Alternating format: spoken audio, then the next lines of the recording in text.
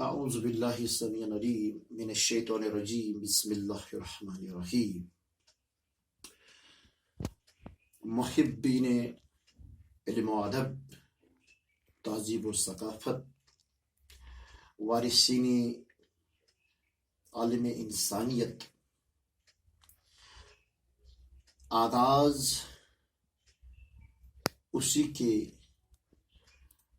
اسم گراں سے ہے جو خالق کائنات ہے۔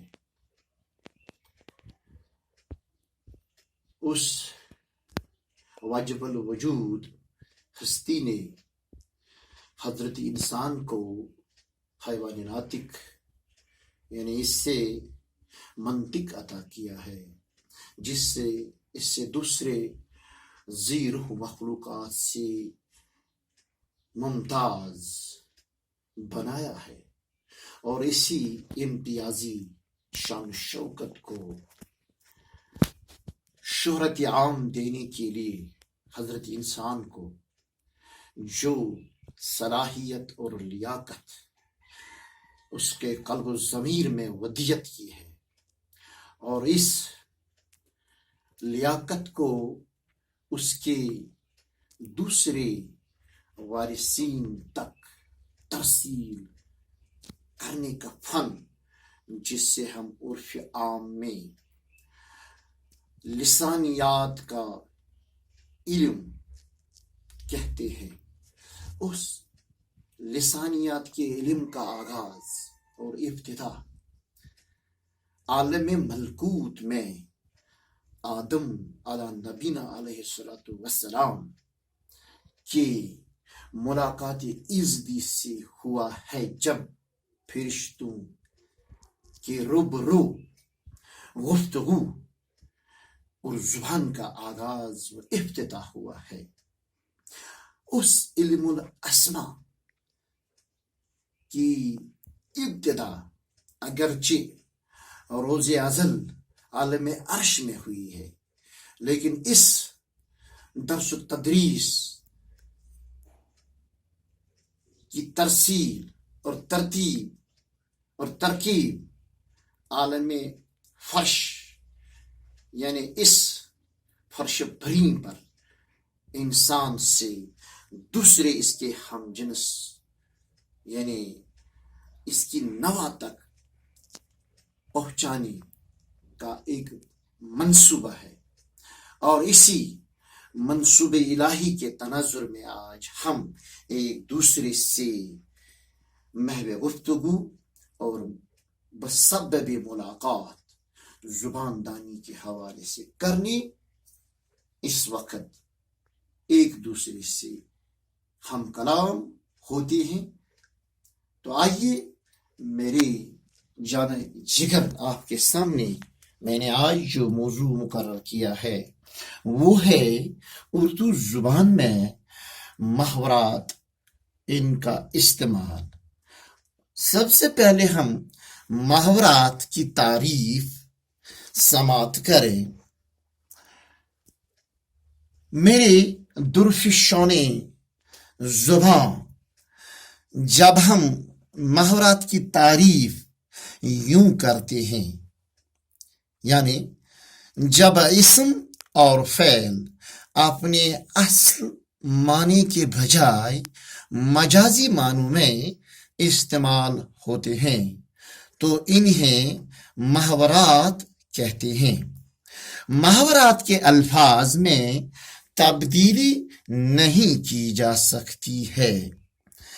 محاورہ میں اسم ایک سے زائد بھی ہوتے ہیں، مثلاً پکڑی اتارنا، شیر و شکر ہونا۔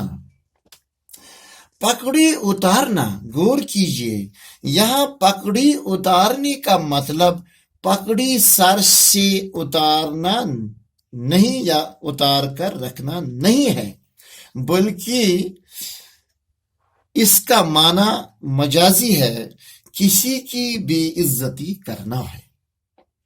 اسی طرح شیر و شکر کا مطلب یہ نہیں ہے کہ دودھ اور چینی کو اکٹھا کرنا بلکہ اس کا مفہوم یہ ہے کہ آپس میں محبت سے رہنا ہے۔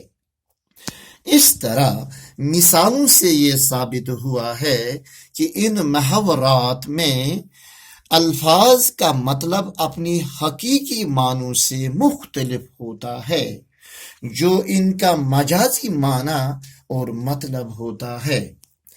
محاورات کا استعمال اہل زبان کے دستور کے مطابق ہی ہوتا ہے، ان میں ذرہ بر بھی تبدیلی نہیں کی جا سکتی ہے۔ مثلا آسمان کو سر پر اٹھانا ایک محاورہ ہے۔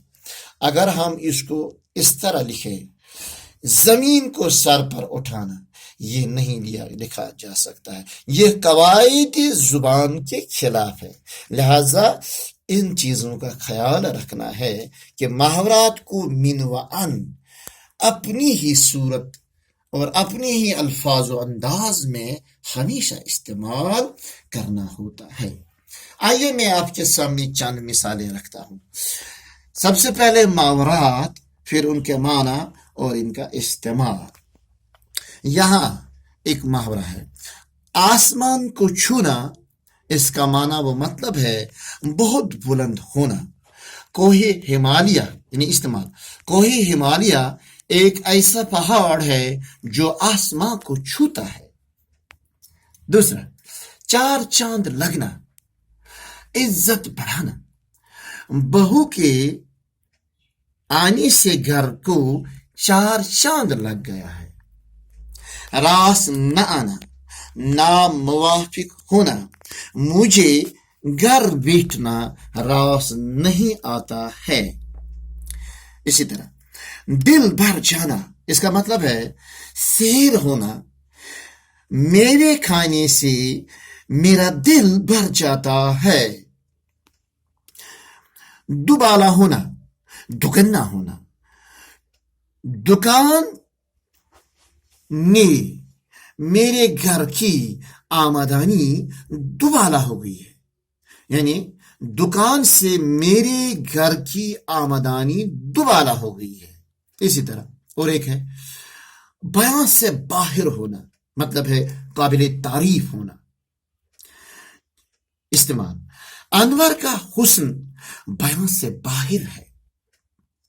باغ باغ ہونا، بہت خوش ہونا، یوں ہی میرے بھائی گھر آئے تو میں بھاگ بھاگ ہو گئی ہوں۔ اسی طرح تانتا باندھا جانا، قطار در قطار ہونا، ڈاکٹر کے گھر پر آج لوگوں کا تانتا باندھا جاتا ہے۔ اپنی مثال آپ، اس کا مطلب ہے قابل تعریف، لا مثال۔ استعمال، سر اسحاق نیوٹن سائنس کی دنیا میں اپنی مثال آپ ہے۔ تو یہ تھے چند ایسے محاورات جو عموماً ہمارے نصابی کتاب میں استعمال ہوا کرتے ہیں۔